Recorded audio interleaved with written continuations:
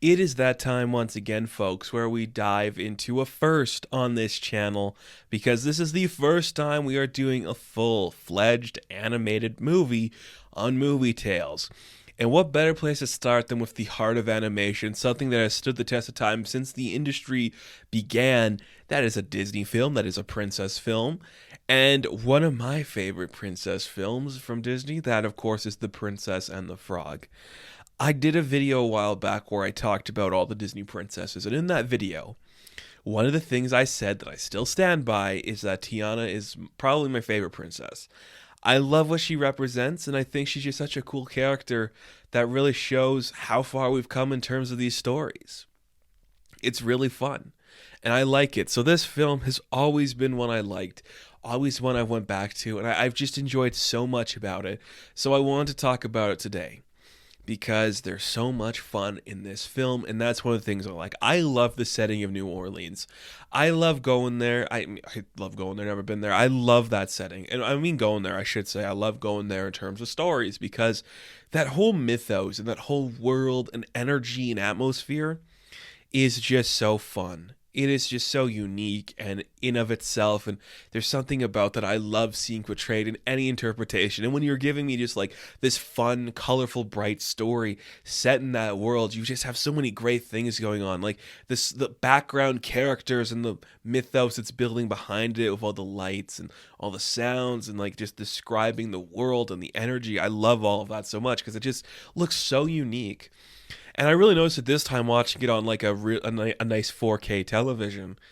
It just pops. And I really just like 2D animation when it's done to this effect because this is one of like the last 2D animated movies Disney really made. And you just get a sense like, look at how great this scope can be. Look at how these colors can shine. We don't have to like, computer generate all of this stuff and make like this 3D aspect. We can just show you like, we're going to focus on the background, have these bright beige colors and these colorful ideas. Everything about that. It just looked so nice and clean and made it such a special thing. And then just like the score and the soundtrack just pop so much and feels so much of that world, just these colorful songs about these amazing people. I really like it. Of course, there's the ones that were nominated for the Academy Award, like Almost There, which is such a good song. Every princess has their song about like when they're gonna finally get to be the thing they want to be. This one, I think, is the most realistic because it's like I am so close to achieving that dream, even though it's still out of reach, even though it's almost unlikely I'll get there. I am so close to it, and I can feel myself getting happier and happier because of it. I really like that. And the New Orleans song was also nominated, and that was such a good song too. I like the one Keith David did with "I Got Friends on the Other Side." That's a great one. I like the one where people are singing about being human again. Oh, just amazing. So just so many great songs in here. I love them all. Like just the energy of this film was just so nice because not only do you get a princess that's actually likable, where it's like this woman achieving a dream and she just wants to own a restaurant, to make her daddy proud and own a restaurant. She puts everything off because of it, a work body until she gets there and realizes like you gotta have fun a little bit. She's likable, she's charismatic from the beginning. You don't hate her. You also get a prince who actually has personality and isn't a guy you want to punch in the face every second. He also learns a lesson, and that's the thing that this toys the line of well, because you can look at any previous installment where the prince is a main feature. They all kind of suck. The princes are disposable, but Naveen here he's actually charismatic and he's kind of fun. And he's happy, he's go lucky. Even when he is broke, he's like, I'm still gonna, be happy, be carefree, enjoy my time. If I marry this woman for her money, that's okay too. But I'm like, I'm gonna enjoy this time while I got it. So I'm gonna try to see the world and express myself and look at the little things in life and enjoy it. And you really buy that Tiana and Naveen would get together because they are essentially the two halves of the same person. Unlike other princesses and princes, where it's just like they have to get together because the story dictates it, these two being thrust together helps open them up to two things. Naveen suddenly realizes, oh, I gotta work a little bit harder if I want to get something. If I want to help her achieve her dream, I should actually work hard for it. I should actually try for this. And Tiana learns the lesson. let go a little. Your dream can change. It's not always going to be the one thing. And I really just like that lesson to teach kids and young people. You may have a vision of what your life's going to be or what you want to do. That could change at a moment's notice. That could change for a number of reasons. You have to adapt with it, but that doesn't mean you're not going to find happiness in another thing. You know, that's an important lesson to learn, because even doing stuff like this, I'm still like, I know where I'm going, but do I really? It could go anywhere. And I think that's such an important factor to give to people and show them something just magical. That's such a good lesson. You have to learn that. You have to know that, because it's very, very important.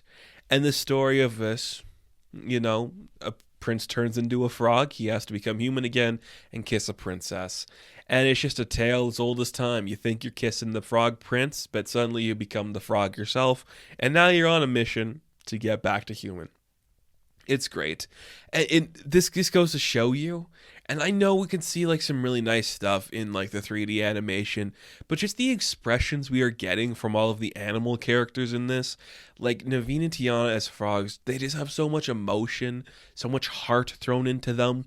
Every scene where they are smiling or frowning or jumping or yelling, there's so much expression and so much care put into that. It doesn't feel like it's stiff. It is so loose and free. When Lou shows up and he's beat-bopping all around town, it is amazing. It looks great. It feels great. He is such a dynamic individual character, and I love seeing that. And they all look great. The fireflies are fantastic. They have so much movement to them too.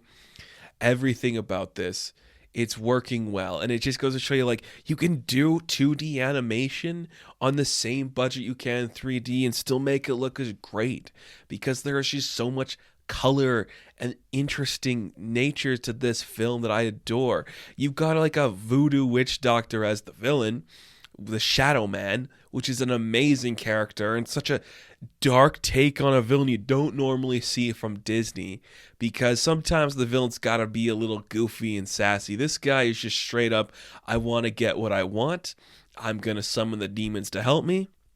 I love the use of his shadow as like a personality attachment to him, where it's like moving off of him to do its own thing separately, but still intrinsically connected to him. The way the shadow demons help him out, like that all looks fantastic. And the movements are so great. And you couldn't get that to look as good as it would if you did 3D.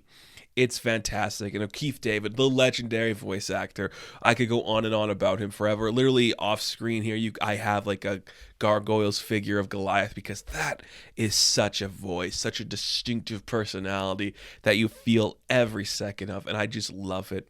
Such a good villain, such a great character. Everything about this is great. Everything just works so well. And the supporting character of Lottie, or is it Dottie, is one of those two. The woman's so obsessed with marrying a prince that she will literally stop at nothing to get that title added to her name. It's great. She's a likable character. Yeah, she's a little ditzy here and there, but that's just the point the character's supposed to represent. She's not supposed to be the one who's learning the lesson. She learns the lesson in the end that you should find true love. And then she kind of just goes against that to dance with the younger prince, but it's still fun. It's still nice, and it still works well. She's an interesting character that you'd think for a movie like this and a story like this, she would be a problem or she'd become annoying. But she doesn't. She's actually a strong character for this. She works well in the world we are establishing, and you cannot hate her for that. Is she a little silly? Sure. But you need that character for the story in order to work. So that's really fun. So much about this is just really cool. I'd like this energy, and I've always been a fan of that story, like The Princess and the Frog. Just that idea is just fascinating and creative. When you're doing it in the Disney style, it works well because you can breathe life into these ideas that they don't normally represent. Showing a culture depicted in this way would become like a norm later on when Disney would start to do these things. But this really just showed you, like, here's the food that people eat, here's the music they listen to, here's the styles that they like, here's these people just showing this energy in this world that you don't normally see. And I just enjoy that so much, and having a villain connect to that, and like the other villain being this man who wants so desperately to be the prince that he's going to fake his identity to get with the girl because, he's old, ugly, and fat. That's realistic too. I can't fault it for that. And you got this like great character in this woman who does become a princess.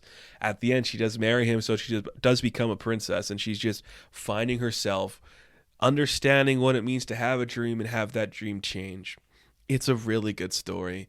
It's really good motivation for anybody who wants to tell a story like this, and having her be a central figure in this makes her one of my favorite Disney princesses, if not my favorite. She's the best. Tiana is the best, and she makes this movie. Yes, she is the title character, but her playing off Naveen, some of the best chemistry, some of the best written storyline for any prince and princess in all of Disney history, because you buy it that these two would find each other. It works so well, and it makes Princess and the Frog one of the best animated films the company has made in their entire history, and it is my favorite of the princesses. And I cannot wait to come back and talk more about the princesses at some point, and then we can compare the notes. But as it stands, Tiana's the best. She will remain the best forever. So thank you guys so much for watching this rendition of Romantic Tales. Be sure to like and subscribe to the channel. As always, you can check me out on Instagram, TikTok, and Twitter. And as always, I will catch you in the next one. Have fun. Stay safe. Good luck.